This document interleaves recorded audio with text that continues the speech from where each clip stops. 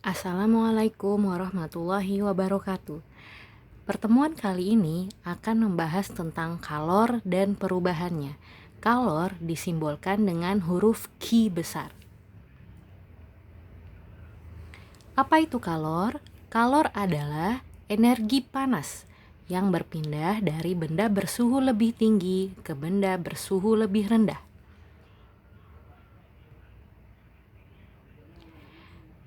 Satuan kalor dalam satuan internasional adalah joule atau bisa kamu singkat dengan huruf J besar. Namun yang sering digunakan dalam bidang gizi, satuannya berupa kalori atau kilokalori. 1 kalori adalah jumlah energi panas yang digunakan untuk menaikkan 1 derajat Celcius pada 1 gram air. Jadi kalau kamu mau masak 1 gram air dan suhunya dinaikkan 1 derajat Celcius, energi yang kamu butuhkan adalah 1 kalori. Berapa nilai 1 kalori? 1 kalori sama dengan 4,2 joule.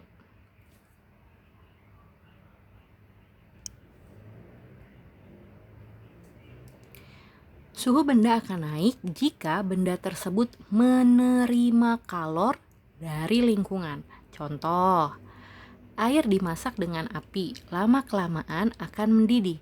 Suhu air mendidih lebih panas dibandingkan suhu air sebelum dimasak, karena air mendidih menerima kalor dari api. Suhu benda akan turun jika melepaskan kalor ke lingkungan. Contohnya, air panas di dalam gelas lama-kelamaan akan mendingin. Hal ini karena kalor dilepaskan ke lingkungan oleh air. Faktor-faktor yang mempengaruhi jumlah kalor untuk menaikkan suhu benda. Yang pertama adalah massa benda. Semakin besar massa benda, semakin besar kalor yang dibutuhkan untuk menaikkan suhu. Contoh, untuk memasak 1 panci air dibandingkan dengan memasak 2 panci air, maka kalor yang dibutuhkan lebih banyak untuk memasak 2 panci air. 2. Kalor jenis benda atau C. Jenis benda menentukan besar kalor yang dibutuhkan untuk menaikkan suhu.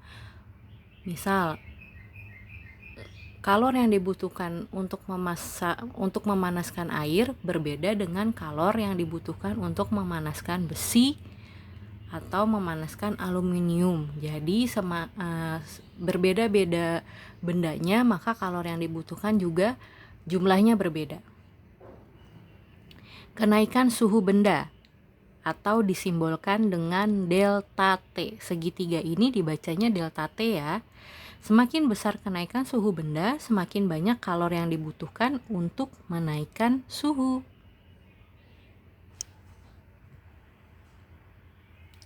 Berdasarkan faktor yang mempengaruhi kalor di slide sebelumnya, maka bisa disimpulkan kalor sama dengan massa dikali kalor jenis dikali kenaikan suhu. Maksudnya adalah untuk mengetahui jumlah kalor yang kita butuhkan bisa dicari dengan cara massa bendanya dikali dengan kalor jenis bendanya dikali dengan kenaikan suhu bendanya. Untuk memudahkan dimasukkan ke dalam rumus, maka masing-masing dari besaran ini kita simbolkan. Kalor simbolnya adalah Q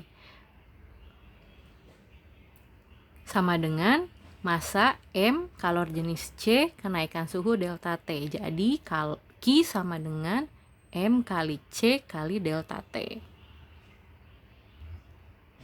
Apa itu Q? Q seperti yang sudah kita bahas, Q menyimbolkan kalor. Satuannya joule atau bisa kamu tulis dengan huruf J besar. M, massa benda. Satuannya bisa kilogram atau gram. C, kalor jenis. Satuannya bisa joule per kilogram derajat Celcius atau kal per gram derajat Celcius. Kal itu singkatan dari kalori. Delta T, kenaikan suhu, satuannya derajat Celcius. Kenaikan suhu dicari dengan suhu akhir dikurang suhu awal atau T2 dikurang dengan T1.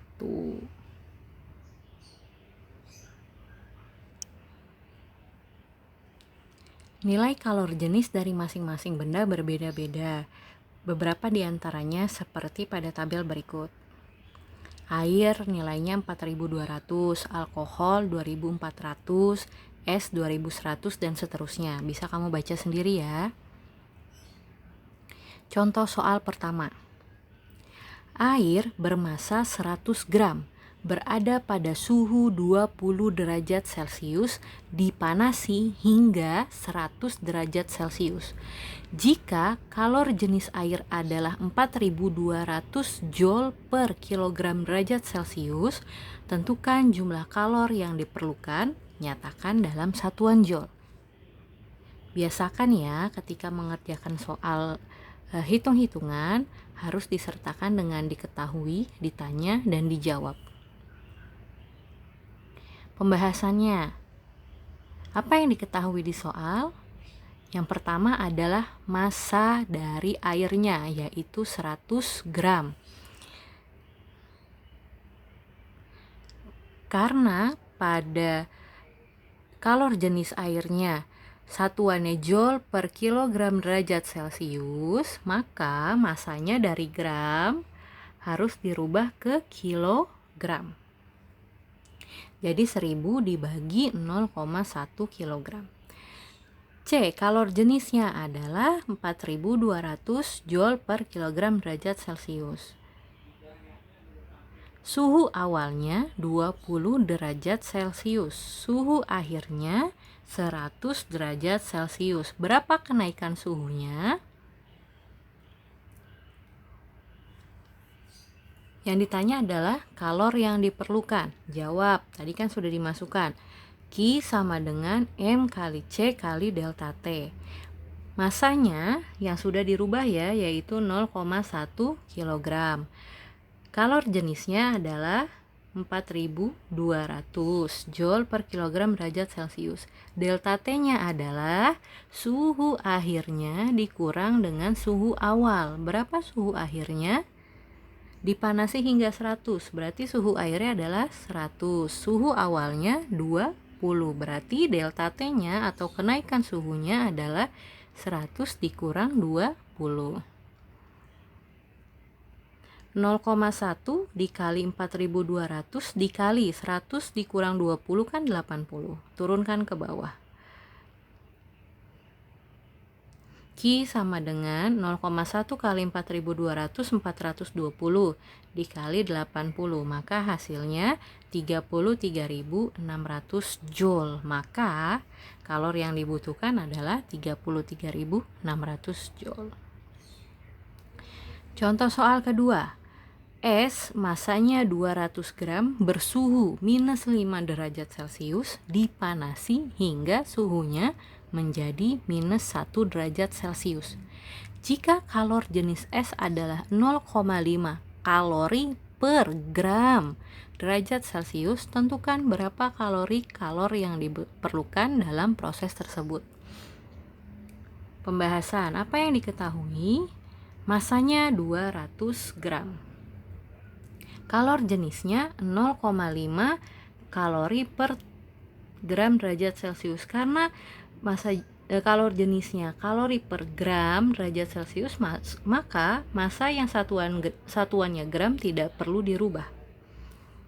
Suhu awalnya minus 5 derajat Celcius, suhu akhirnya minus 1 derajat Celcius.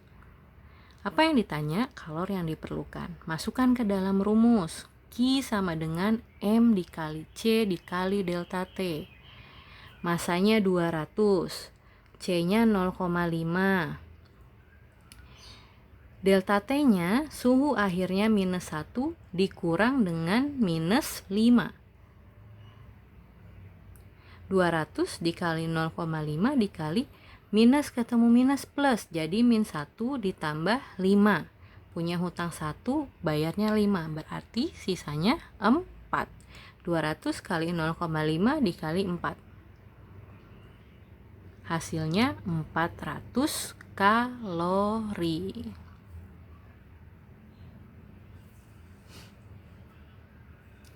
Perubahan wujud benda. Pemberian kalor pada suatu benda menyebabkan benda tersebut mengalami perubahan wujud. Seperti air dalam panci yang dimasak sampai mendidih, jika tetap diberikan kalor, lama-kelamaan air dalam panci tersebut akan habis. Habisnya air karena air berubah wujud menjadi uap. Pelepasan kalor pada benda juga bisa menyebabkan perubahan wujud, seperti air yang dimasukkan ke dalam freezer. Setelah beberapa lama, air akan berubah menjadi es. Hal ini terjadi karena kalor di dalam air dilepaskan oleh freezer ke lingkungan. Berikut skema perubahan wujud akibat pemberian atau pelepasan kalor pada suatu benda. Nah, dari padat ke gas menyublim. Dari padat ke gas menyublim dia memerlukan kalor. Dari gas ke padat dia juga disebut menyublim tapi melepaskan kalor. Dari cair ke padat dia membeku, melepaskan kalor. Dari padat ke cair dia memerlukan kalor. Dari cair ke gas menguap memerlukan kalor, dari gas ke cair mengembun melepaskan kalor. Perpindahan kalor. Kalor dapat berpindah dengan 3 cara, yaitu konduksi, konveksi, dan radiasi.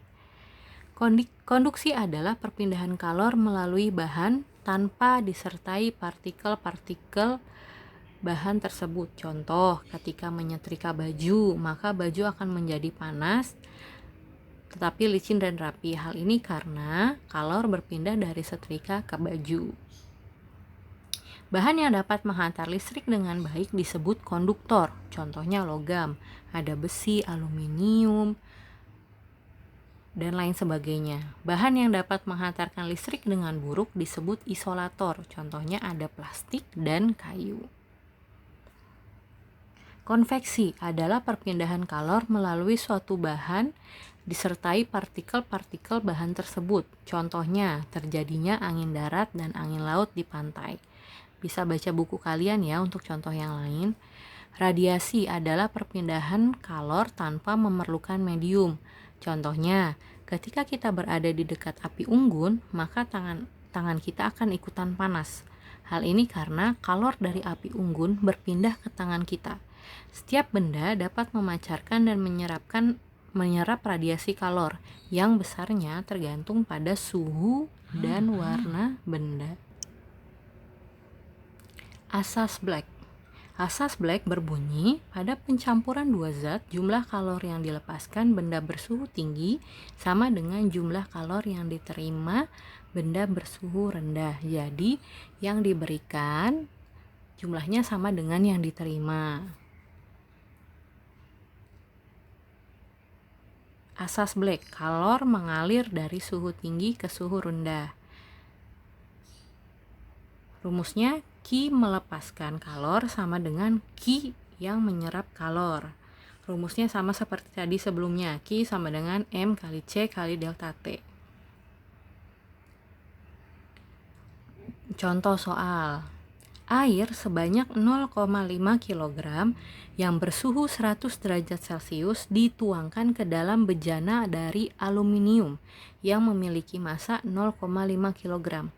Jika suhu awal bejana sebesar 25 derajat Celcius, kalor jenis aluminium 900 Joule per kilogram derajat Celcius dan kalor jenis air 4200 Joule per kilogram derajat Celcius, maka tentukan suhu kesetimbangan yang tercapai. Apa itu suhu kesetimbangan? Suhu kesetimbangan adalah suhu campuran. Ketika air dan aluminium bertemu, maka suhunya bercampur. Maka yang kita hitung adalah suhu campuran tersebut. Penyelesaian. Apa yang diketahui? Massa dari bejananya yaitu aluminium 0,5 kg. Massa dari airnya 0,5 kg. Suhu airnya 100 derajat Celcius. Suhu bejananya 25 derajat Celcius. Kalor jenis airnya 4200, kalor jenis aluminiumnya 900. Apa yang ditanya? Suhu akhir atau suhu termal. Apa itu suhu termal? Yang tadi saya sebut sebagai suhu campuran. Jawab. Kalor yang melepas sama dengan kalor yang menerima. Siapa yang melepas adalah benda yang suhunya lebih tinggi. Di soal sebelumnya, suhu yang lebih tinggi adalah si suhu air 100 derajat Celcius. Maka yang Q lepas adalah massa air dikali kalor jenis air dikali delta T air. Kalor yang menerima adalah si bejana tadi, aluminium. Maka rumusnya massa bejana dikali kalor jenis bejana dikali perubahan suhu atau delta T dari bejana. Masukkan angkanya masing-masing. Massa air 0,5, kalor jenis air 4200. Suhu airnya kan 100 sudah diketahui di soal, dikurangi suhu campuran. Suhu campuran ini yang akan kita cari. Sama dengan massa dari aluminium 0,5, kalor jenisnya 900 dikali perubahan suhunya, suhu campurnya dikurang dengan suhu aluminiumnya.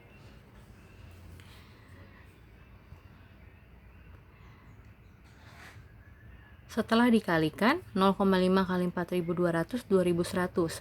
Ini biarkan seperti ini, turunkan ke bawah. 0,5 kali 900 450. Ini karena belum bisa diselesaikan, turunkan juga ke bawah. Nah, 2100 dikali dengan 100.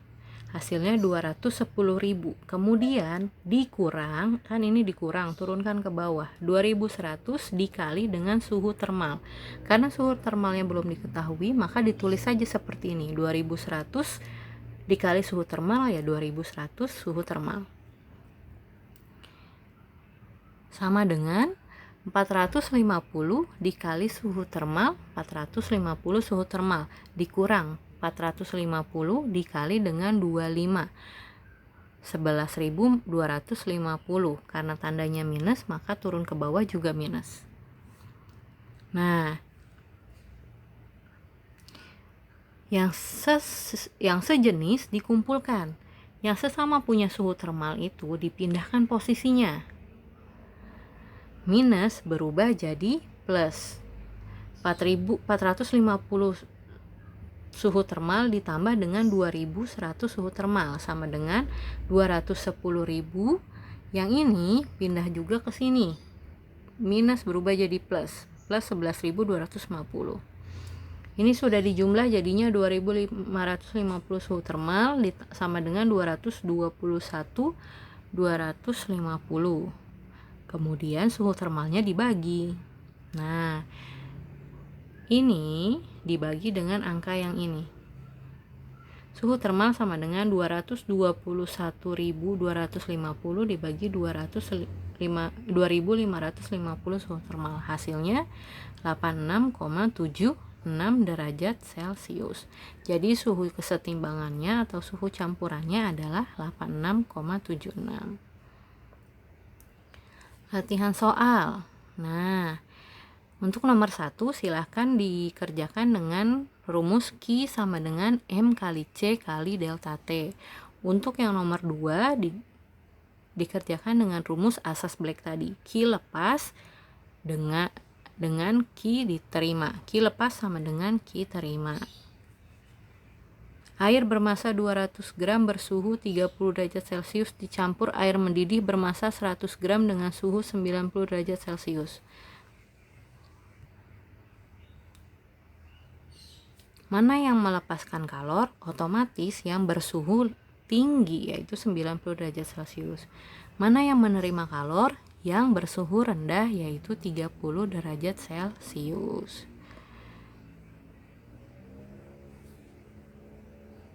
Silahkan dikerjakan latihan soalnya. Semoga sukses.